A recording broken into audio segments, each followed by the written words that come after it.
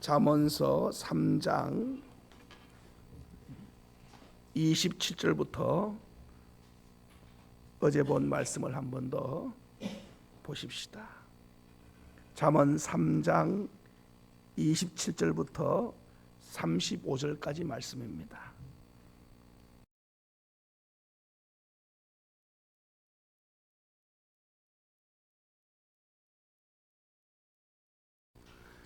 섬김이 지혜입니다. 어제 이어서 두 번째 시간으로 하나님 우리에게 주신 삶은 하나님을 사랑하는 것과 이웃을 사랑하는 이 두 가지 계명으로 요약될 수 있습니다. 그래서 하나님이 우리에게 이 땅에서 먼저는 수직적으로는 하나님 사랑, 그리고 수평적으로는 이웃 사랑이, 이 두 가지를 행함에 있어서 하나님이 우리에게 주시는 것은 지혜입니다. 지혜. 그래서 언제나 하나님을 섬기는 것도 지혜롭게 섬기는 것이 복이 있고요, 사람과의 관계도 지혜가 있어야 돼요. 그냥 무조건 내 마음처럼 좋다고 다 할 수도 없고요.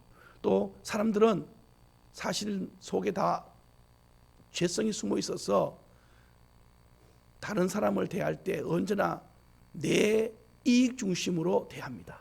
그러니까 나 같은 마음으로 상대방이 받지 않는다는 뜻이에요. 그러니 때로는 선을 행하고도 슬픔을 당하고 아픔을 당할 때가 많아요. 그리고 우리 이렇게 말하죠. 다시는 이제 이런 일 안 하겠다고. 이런 후회를 우리가 자주 하는데 이런 일들은 다 우리가 다시 한 번 더 해야 됩니다. 마땅히 해야 되지만은 거기서 오는 그 죄성에 대한 아픔과 슬픔들을 최소화시키기 위해서 우리가 주의 지혜를 받아서 하나님의 은혜 가운데 삶을 풍성하게 하시기를 축복합니다. 그래서 항상 오늘 본문은 이 지혜를 적용하는 부분에서 섬김이 지혜다. 섬기는 것이 지혜다. 어제 우리가 봤어요. 여기 섬길 때 이 물질이라고 말을 먼저 했는데, 이 섬기는 것은 물질에 대한 이 개념이 확실히 정되지 않으면 우리는 못 섬겨요. 여러분, 물질이 뭐예요? 정말 내 인생에서 소중한 생명이라고 했어요. 생명. 이게 세상 사람들이 돈을 바라보는 눈입니다. 눈. 그러니 이걸 감히 누구한테, 내 자식한테 주는 것은 그래도 사랑하는 마음은 괜찮지만 다른 사람에게 말입니다. 그것도 이름도 모르는 사람한테 만약에 준다면 이게 가능하냐? 그때 물질관을 정확하게 어제 본 물질관의 세 가지를 다시 한번 생각해 보십시오. 따라해 봅시다. 물질은 내 것이 아니라 하나님의 것입니다. 또 한 가지는 움켜쥐는 것이 아니고 따라합니다. 나누어 주는 것입니다. 세 번째는 질수록 내가 부해지는 것이 아니고 나눌수록 따라합니다. 풍성해집니다. 할렐루야.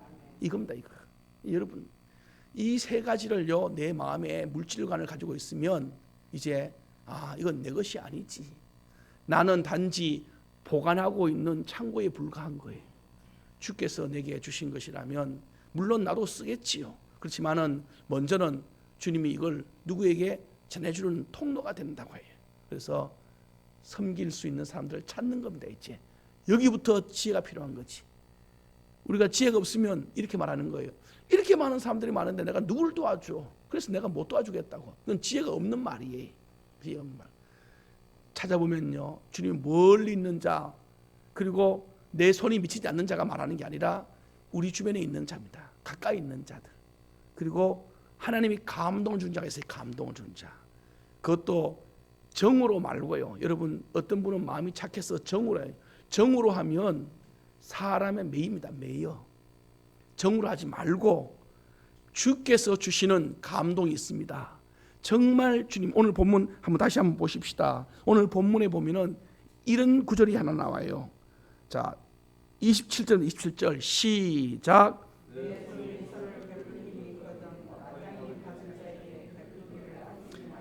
마땅히 받을 자에게라는 뜻이 하나님께서 감동을 주는 사람이라는 뜻입니다. 이 사람이 그냥 아무나가 아니라 기도하다 보면요 그런 분이 계셔요.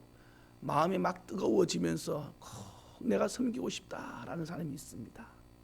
교회도 그렇고 또 여러분 마음에도 그렇고, 그럴 때 여러분과 제가 가족을 일군다면 제일 좋은 방법은 혼자보다는 부부가 있다면 같이 믿음의 기도를 한다면 말입니다.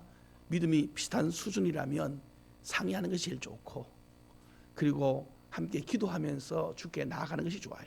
그리고 덥석덥석 감동받고 바로바로 주는 게 아니라 주께 시기도 물어보는 것도 지혜입니다. 지혜. 그러니까 모든 게요, 여러분, 이게 이 지혜입니다. 지혜. 그냥 내 좋다고 내 기분대로 주면은요, 잘못하면 그 사람을 내 종 만들어요. 종. 여러분 무슨 말인지 아시죠? 사람은 뭘 받으면 그 사람한테 굽심되게 돼 있어요. 미안한 감이가 있단 말입니다. 그 사람을 내 종 만드는 거예요. 쉽게 말하면 그거 주님 원치 않는 거예요. 언제나 줄 때는 나는 없어져야 돼. 주님께서 주시는 사랑입니다. 그 더 이상 거기에 대해서 좋네 안 좋네, 왼손이 하는 일 오른손이 하는 일 왼손이 모르게, 사실 어떻게 한 몸인데 모르게 합니까? 주님이 그 말씀하신 이유는 나는 내 행한 걸로, 내가 순종한 걸로 끝입니다. 더 이상 거기에 대해서 뭐 어떤 말도 말과 불가할 이유가 없는 것은 단지 주께서 주시는 은혜를 따라 한 것뿐입니다. 이게 여러분과 제가 할 몫이에요. 그렇게 해야 그분도, 받는 분은 뭘 깨닫느냐 하면은 나를 사랑하시는 하나님의 은혜로 위로를 받습니다. 그리고 행하는 사람은 뭘 받느냐? 순종함으로 말미암아 하늘의 상급을 받습니다. 그래서 둘 다가 행복해야 돼. 주는 사람도 행복하고 받는 사람도 행복하고. 그렇지 않으면 뭔가 문제가 생긴 거예요. 거기 냄새가 납니다. 인간 냄새. 그러면 이게 내 공로가 돼버리고 내 의가 돼. 이러면 어떤 현상이 나타나냐? 35절, 오늘 본문 35절 끝에 나오는 구절처럼 이런 부작용이 생긴다는 거예요. 같이 읽어보겠습니다. 시작. 지혜로운 자는 영광을 기업으로, 지혜롭게 행하면 그게 영광의 기업이 된단 말이에요. 참 좋아요. 그런데 미련하게 행하면 자기는 똑똑하게 한 것처럼 하는 그 미련함이 영광. 미련한 자의 영달. 영달의 말은 지혜로운다는 뜻인데, 미련하게 행동한 그 지혜입니다. 이게 그것은 오히려 화를 불러오는 거예요. 그래서 왜 그런 말이죠, 여러분? 죽어도 욕먹는 일들 들어있어요. 하고도 덕이 안 되는 일들이 들어있어요. 이것들이 다 여기에 해당되는 거예요. 나는 나대로 열심히 했다는데 이게 슬픈 겁니다. 이게 오늘 여러분, 우리 하나님께서 여러분과 저에게 야고보서 1장에 여러분 기억하십니까? 지혜가 부족하잖아요. 이런 지혜가 부족해 우리. 그럴 때 주님 말하기를, 지혜가 부족하냐? 후히 주시고 꾸짖지 아니하시는 하나님께 구하라. 할렐루야. 여러분, 이런 지혜가 우리 없어요. 우리에게는. 왜냐하면 우리는 자꾸 무슨 지혜만 있느냐 하면은 내 이름 높이는 지혜는 탁월합니다. 내 이름 남기는 지혜는요 남달라요. 그런데 숨는 지혜가 없습니다. 하나님의 영광을 드러내는 지혜가 없어요. 그리고 다른 사람 마음을 헤아리는 지혜가 없습니다, 우리한테. 그래서 이런 지혜는 하나님부터 구해야 됩니다. 구해야 돼. 구하십시오. 주여, 내가 오늘 일을 행하든지 아니면 어떤 일로 말미암아 도움을 받든지 간에 주여, 주의 지혜로 이 모든 일을 행하게 하옵소서. 자꾸 주님 앞에 엎드려야 됩니다. 그때 주께서요 여러 번 구할 때마다 좀 더, 그리고 꼭 필요한 상황 속에 꼭 주님의 위로가 들어가야 할 그 자리에 나를 세워주십니다. 이제 저도 마음에 감동이 오면 먼저 기도하는 거죠. 주님, 감동이 왔는데 이것을 어떻게 풀어가야 됩니까? 그리고 또 주님 앞에 항상 물어보는 겁니다. 주님, 이것이 내 의가 되지 않도록 하옵소서. 그리고 또 받는 사람이 이걸 통하여서 비굴해지지 않도록 하옵소서. 이것 때문에 그분이 스스로가 낮아지는 마음, 아픈 마음 생기지 않도록 하옵소서. 여러분, 잘못 주면 받는 사람이 굉장히 초라하게 느끼는 거 아십니까? 잘못하면요 받는 사람이요 굉장히 수치감을 받습니다. 더러 이런 일이 있어요. 그래서 내만 생각하는 게 아니고 상대방까지도 하나님 앞에 엎드리고 조심스럽게 주의 은혜를요 나눠보면 이런 것들을 자꾸 주님의 마음으로 하다 보면은 어느 순간인가 주님이 마치 낚시에 물고기가 탁 걸린 것처럼 그런 아주 하나님의 은혜의 포인트를 발견하게 됩니다. 그러고 나면은 굉장히 감사가 돼요. 이분도 나도 여러분도 모두 감사가 돼요. 그리고 믿음이 더 확 자라는 것을 봅니다. 오늘 여러분 우리의 삶 속에 이 물질관을 다시 한번 더 깊이 정립하셔서 잊지 마십시오. 여러분 손에 있는 거예요. 주님이 가져가시면 여러분 주지 않아도 주님은 얼마든지 가져가시는 분입니다. 아시지요? 여러분이 아무리 그걸 곳간에다가 깊이 감춰놔도요 소용없어요. 주님이 가져가시면요 무방비 상태됩니다. 아무 때나 가져가요. 아무 때나. 그러니 내게 있는 동안에는 선용하시는 은혜가 있기를 바랍니다. 이제 한 구절씩 보십시다. 그러면서 하는 말이에요. 27절에 손이 선을 베풀 힘이 있거든. 이 말은 뭐냐면은 그러면 내 손에 힘이 없으면 하지 마라 이 뜻이 아니고 이 구절은 뭐냐면은 하나님께서 우리에게 주시는 힘 이건 뭐냐면은 기회가 눈에 보일 때마다 뜻입니다. 기회가 눈에 보일 때마다 손에 선을 베풀 힘이 있거든 이란 뜻은 여러분의 눈에 기회가 보일 때마다 이런 뜻이에요. 그러니 하나님께서 우리 주변에 나의 도움이 필요한 사람들을 붙여놨을 뿐 아니라 나도 누군가의 도움을 받도록 돕는 자를 옆에 붙여놨단 말이에요. 그러니 서로 기회를 찾는 겁니다. 기회를. 이런 기회 저런 기회를 서로 찾는 거예요. 그러면은 이렇게 말하는 사람이 있어요. 나는 아무것도 없는데 줄 것이 없다고요. 여러분 줄 것이 왜 없어요? 우리는 자꾸 줄 것을 돈으로만 자꾸 생각하는데 아닙니다. 돈 외에도요. 돈 외만큼 값어치 있는 것들이 참 많아요. 마음을 주는 것은 꼭 비싼 것만 아니잖아요. 정말요. 작은 것이라도요. 아무것도 아닌 것이라도요. 그거 하나 갖고요. 우리 칸트라는 철학자가 아침마다 산책을 한답니다. 공원을. 그런데 어느 날 지나가다가 항상 그것을 지나가는 거예요. 똑같은 시간에 똑같이 지나가는데 그 언제나 거기에 거지가 늘 거기서 구걸하고 있었던가 봐요. 그래서 어느 날은 지나가다가 늘 마음속에 칸트가 생각하는 거지요. 저 사람에게 복을 좀 주고 싶고 좀 내가 뭘 좋아하고 싶은데 하고 늘 그런 마음으로 지나가다가 어느 날 산에 갔다가 예쁜 꽃이 하나 있는 걸 발견하고 그 꽃을 이제 사람들이 이제 팔고 있는 걸 발견했어요. 그리고 그 한 송이를 샀습니다. 그리고 내려오다가 그 구걸하는 사람에게 그 꽃을 하나 주면서 당신은 귀한 사람입니다. 하나님의 창조자입니다. 작품입니다. 하고 그 꽃을 하나 줬습니다. 그러면 그 다음 날 가는데 그 구걸하는 사람이 없어. 그래서 어디 갔는가 싶어서 며칠 동안 궁금해서 갔다 왔더니만 어느 날인가 그 자리에 말끔한 신사 모양으로 서 있는 거예요. 왜 이렇게 어디 갔다 왔는데 이렇게 멋있어졌냐고 그러니까 그동안 사람들은 나한테 동전 몇 개 줬는데 당신은 나한테 처음으로 사람 대접해줬대.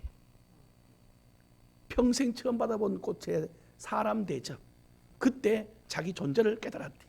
여러분 사람들이 동전 줄 때 그 동전이나 꽃 줄 때의 꽃이나 똑같은 가격이에요 사실은.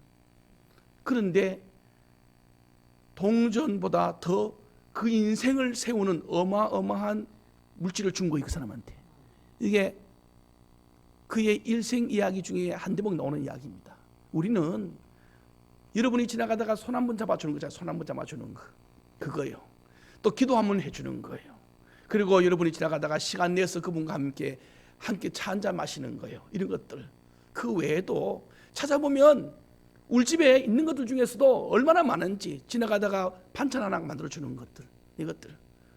제가 목회 생활하면서 사람들이 저를 좀 사랑해 줬어요. 섬기는 교회에서. 근데 제가 섬기는 교회 사랑받을 때 제가 뭐 많이 뭘 해줘가 그런 게 아니라 가만히 돌아보니까 주님, 내가 왜 이렇게 사랑받고 있어요? 난 사랑받을 존재가 그렇게 한 자격이 안 되는데요. 이런 마음으로 기도하면서 내가 왜 사랑받는지 주님께 여쭤봤을 때 주께서 저한테 마음의 감동을 알려준 것이 몇 가지 있어요. 그 중에 한 가지가 아무것도 아닌데 마음을 담아서 한 일들.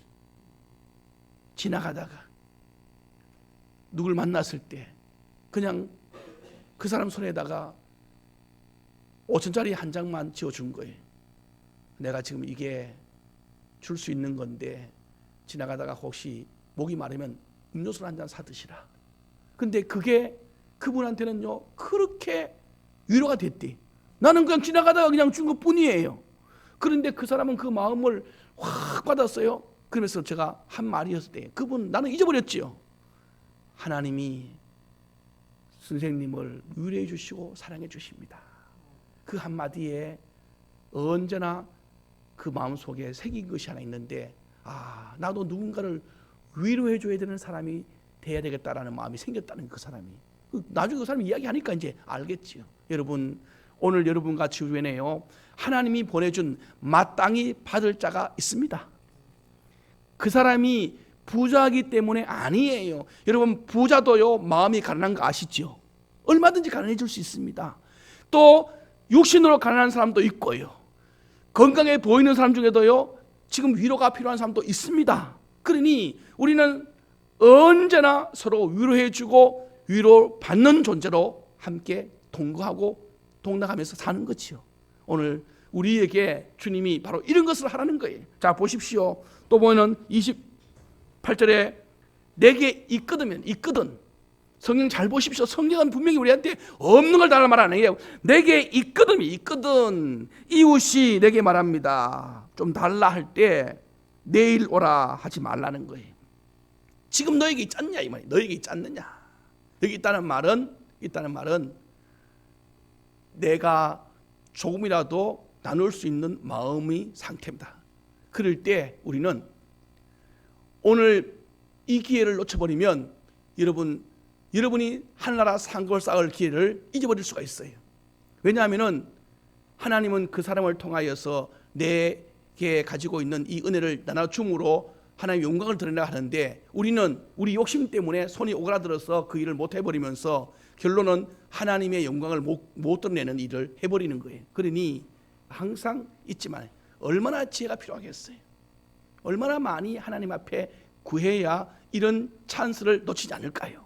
그래서 계속 쉬지 말고 바울이 하는 말이에요. 한번 따라해 봅시다. 쉬지 말고 주의 뜻을 구하며 기도하십다. 쉬지 말고 기도하라. 여기 쉬지 말고 기도는 내게 무슨 복을 달라고 쉬지 말고 기도하라는 말이 아니라 주님의 영광을 위하여 내가 이 순간에 뭘 해야 될까요? 라는 것을 쉬지 말고 기도하라는 거예요. 쉬지 말고 언제나 어느 곳에 있든지. 그러니 여러분과 저야 이런 사람이 죄 지을 생각하겠습니까? 이런 사람이 욕심을 부릴 생각하겠습니까? 이런 사람이 자기 정력을 위해 살겠습니까? 왜? 매 순간마다 어떻게 하면 하나님의 영광을 나타낼까를 생각하는 사람인데, 그러니 사단 마귀가 들어올지라도 견디지 못하고 뛰쳐나갈 겁니다. 여러분, 하나님은 우리를 최종적으로 뭘 만드느냐? 하나님의 위대한 전사, 하나님의 위대한 용사 만들기를 원하시는 거예요. 왜 그래 만드십니까? 여러분과 저에게 복 주시고 싶었어요. 복 주고 싶었어요. 이게 하나님의 꿈이에요. 꿈. 이게 오늘 본문에 지금 계속 그렇게 말하는 거예요. 그리고 29절부터 내 이웃을 해하지 말라. 내 이웃이 잘 되거든. 내 이웃이 부자로 자꾸 세워가는 것을 보면서 시기하거나 그들을 해하지 말고 질투하지 말라는 거예요. 혹 악인들이, 그 옆에는 내 주변의 사람 중에는 악인도 있단 말이에요. 악인들, 그런 사람들 보십시오. 30절에 31절에 악인들이 만약에 혹시 그 자리에 있다 할지라도 그들을 부러워하지 마라. 그리고 그들의 어떤 잘못된 행위, 돈 버는 데 있어서 부작용 나게 하는 세상 방법으로 하는 것도 따라가지 말라. 주의 집을 세우는 정당한 방법으로 일해 나가라. 우리 어제 제가 뉴스 신문, 우리 기독교 신문이죠, 국민일보 제가 칼럼을 보다 보니까 칼럼 밑에 옆에 보면은 목사님들의 그 간증 같은 글이 조금씩 실리는 게 있어요. 그거 보니까 어떤 목사님이 교회에서 이제 교회를 성장해 나가는 과정 속에 말입니다. 과정 속에 여러 가지 교회의 이 물질이나 또는 이 돈 문제, 교회도 돈이 필요하니까 이것들을 좀 이렇게 만들어가는 과정 속에 자꾸 주변 사람들이 이 방법으로 교회에 땅을 좀 사고 뭐 주변에 뭘 좀 해서 교회에 좀 재산을 불리라 뭐 이런 이야기를 했던가 봐요. 그 목사님이 1초도 망설이지 않고 하는 말이 있었대.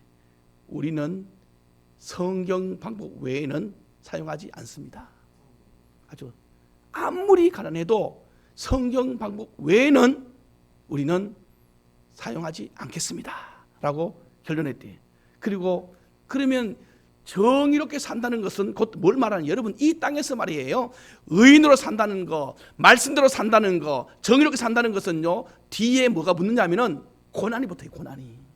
어쩔 수 없어요. 이 땅은 바로 그런 구조가 되어 있어요. 그러니 이 말한다는 말은 다른 말로 하면은 힘들어도 우리는 주님의 뜻을 따라서 그냥 가겠다는 거예요. 이게 좁은 길을 가겠다는 뜻이고, 이게 여러분이요, 여러분이 왜 그런 좁은 길을 자처합니까? 왜 교회는 무슨 지혜가 없어서 교회는 세상처럼 그런 밝은, 이 돈에 밝은 사람, 경제 밝은 사람이 교인들 중에 없습니까? 많아요. 그런데 그들이 세상 방법으로는 얼마든지 그럴 수 있지만은 왜 교회 방법을 쓰지 않느냐? 방금 말했지. 우리 교회의 방법은, 주의 방법, 믿음의 방법은, 말씀의 방법은요, 언제나 따라합시다. 육의 부흥이 아니고 영혼의 부흥이기 때문입니다. 믿습니까? 영혼이 잘 돼야 되기 때문에 육의 방법으로 취하다 보면요, 육만 잘 되는 것이 결론 나요. 이게 그러다 보면은 본질을 잃어버려요. 본질을. 여러분이요, 세상을 자꾸 부러워한다는 것은 뒤집어 말한다면 영혼을 소중히 여기지 않는다는 것과 똑같은 거예요.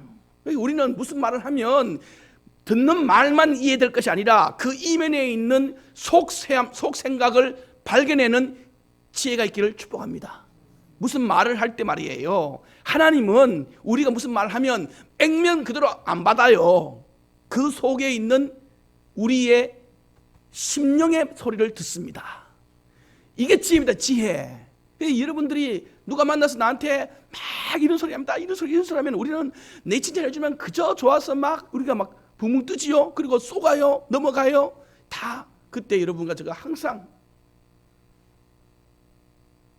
그 소리 속에 감추어진 사탕 발림 소리를 찾아내야 돼. 이게 지혜입니다. 지혜. 그래야 여러분과 제가요, 영혼을 지킬 수 있는 믿음을 가지게 됩니다.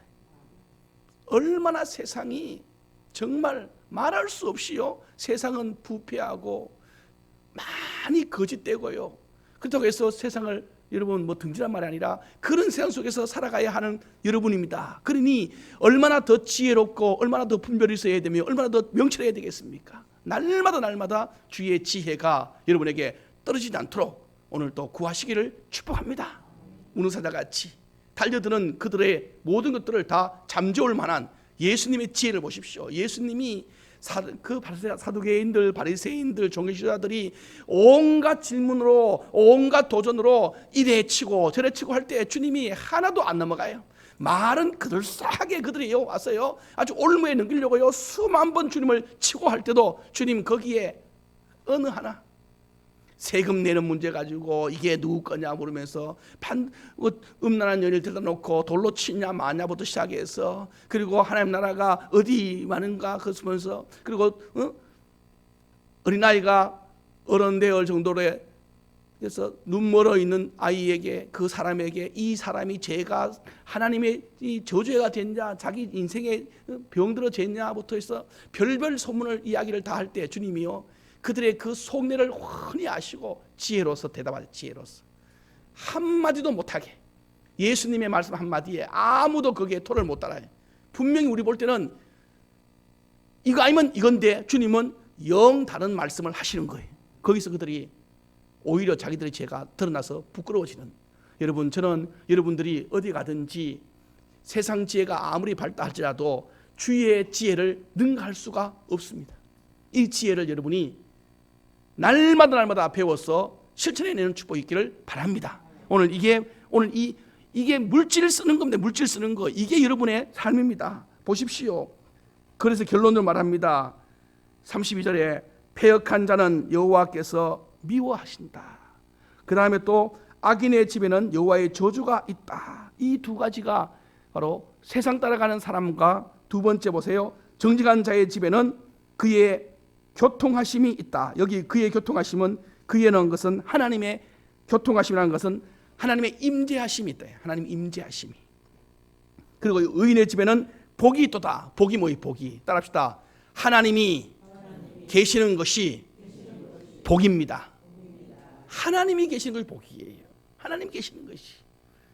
뭐가 물질이 있는 것이 아니고 하나님이 계시는.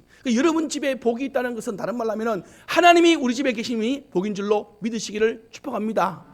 하나님 복이라는 단어를요, 여러분과 제가 얼마나 많이 느끼느냐는 것은 여러분의 믿음의 크기입니다. 그게 하나님이 나와 함께 하신다는 것이 여러분 날마다 체험되어져야 돼요. 체험. 하나님 손에는 뭐가 있었어요? 부귀가 있고 장수가 있고 영광이 있고. 하나님 손에 없는 게 뭐 있어요? 그 모든 걸 가지고 계시는 분이 우리 집에 앉아 있으니 이보다 더 큰 복이 어디 있습니까? 하나님께서는 그 복을 이제 당신의 손에 있는 그 복을 우리에게 주시기를 너무나도 소원하는 거예요. 성경에 보면요, 사람을 하나님이 다루는 두 가지의 방식이 있어요. 첫 번째 방식은 암탉이 병아리를 모으는 방식입니다. 이것은 뭘 말하느냐 하면은 무조건적인 사랑으로 대하는 거예요. 이런 사람들은 대부분 어떤 사람인지 하면은 아주 초보자이거나 아주 어린아이 같은, 마치 애기같이, 우리 시온이 같이입니다. 이때는요, 그저 엄마가 그저 오냐 해요. 뭐 실수를 해도 오냐, 그리고 넘어져도 붙들어주고, 그리고 울면 다 처리해주고, 자기를 실수를 아무리 많이 해도 모든 뒷수습은 부모님이 다 잊어버려요. 이게 암탉을 모으는 이 어머니의 방식입니다. 이게 이런 식의 훈련이 있어. 여러분에게도 주님이 이렇게 할 때가 있단 말이에요. 이렇게. 그죠? 이때가 언제예요? 여러분이 가장 약할 때 말입니다. 이때는 가장 약할 때예요. 그리고 아무것도 내 힘으로 할 수 없을 때예요. 이때는 주님의 이 사랑을 마음껏 누리시기를 축복합니다. 이걸 누릴 줄 알아야 돼요. 그래 주님이 주는 사랑을 계속 받는 습관이 있어요. 잠언 전도서 3장에 보면은 사랑받을 때가 있는가 하면은 사랑을 거절할 때가 있느니라. 사랑이 떠날 때가 있느니라 말한 것처럼 사랑받을 때는요, 원 없이 받으십시오. 받을 줄도 알아야 줄 줄도 아는 겁니다. 그래서 이때, 그런데 중요한 것은 이 기간은 오래 가면 안 돼. 암탉이 병아리를 모으는 이런 식의 훈련은 오래 가면 안 돼요. 잠깐 동안은 필요해요. 잠깐. 오래 가면요, 어떻게 나느냐 하면은, 시독되면은 중요한 것은 이런 부류의 사랑을 받으면 성취의 기쁨은 없어요. 왜냐하면 내가 한 것이 없으니까. 그리고 상급도 없어요. 나는 실수만 하니까. 그래서 이런 훈련은, 이런 단계는 여러분과 저의 삶 속에서 짧게 아주 지나가기를 축복합니다. 그리고 그 외에 두 번째 하나님이 훈련하는 방식이 있는데, 그건 바로 독수리가 새끼를 훈련한 같이 하는 훈련입니다. 이 훈련이 이제 여러분과 제가 만나는 훈련이에요. 이 훈련은, 여러분 독수리가 그 새끼를 키우는 훈련은요, 정말 눈물 날 만큼 혹독해요. 벌써 독수리는 둥지부터가 다른 새들하고 남달라요. 여러분 혹시 삶의 그 속에서 독수리, 진짜 독수리의 그 모습을 한번 TV를 통해나 또는 현실적으로 본지 모르겠지만은, 제가 한번 본 기억에 의하면 독수리는 자기 집을 지을 때 보통 새들은 부드러운 나뭇가지나 또 부드러운 어떤 잎사귀들로 만들잖아요. 독수리는 찔레가시나 엉기가시로 만들어버려요. 하면 벌써 둥지부터 달라요. 벌써. 그래서 아주 막 거친 나무들만 좋아요. 그리고 그거 다 만들어놓고 그 위에다가 아주 살짝이 집이나 자기 깃털로 덮어놔요. 그리고 새끼가 나오기 시작하고 좀 크기 시작하면, 새끼들이 좀 자라기 시작할수록 그 폭신폭신한 자기 털이나 깃털이나 집들을요 다 걷어내버려요.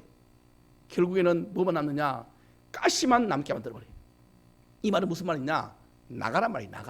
나가란 말이야. 근데도 안 나가잖아요. 안 나가면 발로 밀어내버려요. 여러분 보셨지 않습니까? 그리고 떨어질만 하면요, 독수리가 와서요 얼른 그 등에 업어가요. 그러니 독수리 새끼를 볼 때는 천지개벽할 일입니다. 갑자기 잘 사랑해주던 부모님이, 나를 그렇게 오냐오냐 하던 부모님이 갑자기 나를 막 밀어내고 던지고 별별 일 다 하니 여러분 새끼로서는 감당하기가 정신이 없어요. 정신이. 그리고 물고 높은 데를 갔다가 떨어뜨리기도 하고요, 밑에는 까마득한 바위고요, 절벽이고요. 그러니 새끼로서는 어머니를 이해할 수가 없어. 오늘 여러분과 제가 만나는 훈련 중에 이런 훈련이 있습니다. 우리는요 하나님의 손에서 움직이는 인생이라 어떻게 우리가 해석할 수가 없어요. 던지고 그리고 부딪히고 그리고 찢기고 이럴 때요, 우리는 독수리 새끼가 하는 생각, 유일한 생각 이거밖에 없어요. 저 새가 내 어미 맞나? 이거밖에 생각 안 나는 거고, 내가 날기만 해봐라. 내가 저 엄마 새지, 엄마 새를 내가 어떻게 한번 해보겠다. 이런 마음들 우리가 하는 거예요. 하나님 나를 어떻게 이렇게 하십니까? 하는 마음들. 그런데 어미는 그런 생각 하든지 말든지 아랑곳하지 않고 마지막까지 끝까지. 그래서 뭘 만들어내느냐? 죽이려고 하는 게 아니고요, 따라합시다, 살리려고. 그것도 그냥 살리는 게 아니라 왕 중에 왕으로 살게끔 해주기 위한 훈련입니다. 훈련. 할렐루야. 제가 제 인생에 어떤 깊은 어둠의 터널이 왔었을 때 주께서 저에게 주셨던 교훈이 바로 이거였어요. 하나님, 오늘 이 상황을 어떻게 내가 받아들여야 할까요?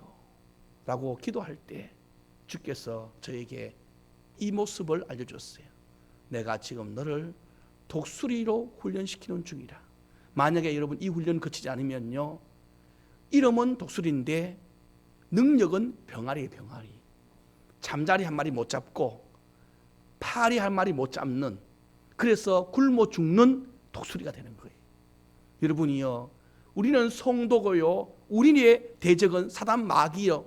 그래서 우리는 뭘 해야 되느냐? 사단 마귀를 때려 잡아야 할 능력을 가져야 됩니다. 그런데 이런 훈련 안 거치니 그 조그만 애기 한 배, 베드로가 마치 그 계집종에게 그 말 한마디에도 퍽퍽 넘어가는 훈련을 안 거쳤거든. 훈련을. 그러니 문의는 성도인데 능력은 병아리. 아무짝에도 쓸모가 없어요. 얼마나 비참해요. 여러분, 하나님은 여러분과 저를요 그렇게 살기를 원치 않아요. 세상에 나가면 세상은 지금 두 눈을 부릅뜨고 있는 것 뺏고 자기 것 만들려고 온갖 권모술수를 다 쓰고 있단 말이에요. 그들의 그 밝은 지혜는요, 정말 세상의 그 지혜는 얼마나 깊은지 몰라요. 그러니 까딱 잘못하면 우리 성도님들은 착하지요, 순진하지요, 잘 믿지요, 그리고 뭐든지 나눠주려고 하는 마음이 있지요. 그러니 그들에게 밥이 되기 딱 좋아요. 딱 좋아. 이럴 때 주의 일 하면서도 그들을 이길 수 있는 힘, 이 힘은 훈련 속에서, 말씀 속에서, 지혜 속에서 얻기를 축복합니다. 그러니 오늘 하루 새벽기도 안 하고 기도 안 하고 하루 시작했다가는, 저는 기도 안 하고 하루 시작하는 사람들을 보면서 어떻게 지내셨습니까? 물으면 잘 지냈대요. 저는요, 그 잘 지냈단 말이 무서워. 어떻게 잘 지낼 수 있을까? 하루를 주님 앞에 기도하지 아니하고 지낸다는 것이 과연 잘 지낼까? 그들의 하루 시간을요, 24시간을 한번 비디오로 한번 주님 앞에서 보여주고 싶어. 그러면 주님께서 이것도 죄, 이것도 죄, 이것도 적고, 이것도 적고, 이것도 적고, 아마 주님이 24시간 중에 얼마나 많은 체크 포인트가 나올까? 여러분, 오늘 하루 시작하는 거, 기도로 시작한 거 따라합시다. 우리는 이기려고 준비가 된 용사입니다. 믿습니까? 그럼요. 용사입니다. 용사. 이렇게 해도 사실 우리 죄성이 강해서 중간중간마다 문득문득 넘어지는 게 우리죠. 그때마다 또 힘을 내시고, 오늘 주님께서 우리에게 말합니다. 지혜로운 자의 영광을 누려야 되지, 어리석은 자의 영달함 그거요 아무리 지혜롭다고 하더라도 하나님의 지혜에 비추면 그건 수치를 당할 수밖에 없는 지혜로 마칩니다. 오늘 이 말씀이 여러분에게 교훈이 되어서 하나님 오늘 또 내게 이 어리석음을 깨우쳐 주셨어. 독수리 같은 훈련을 통하여 주의 영광을 드러내는 멋진 인생 되게 하옵소서. 기도하는 하루 되기를 바랍니다.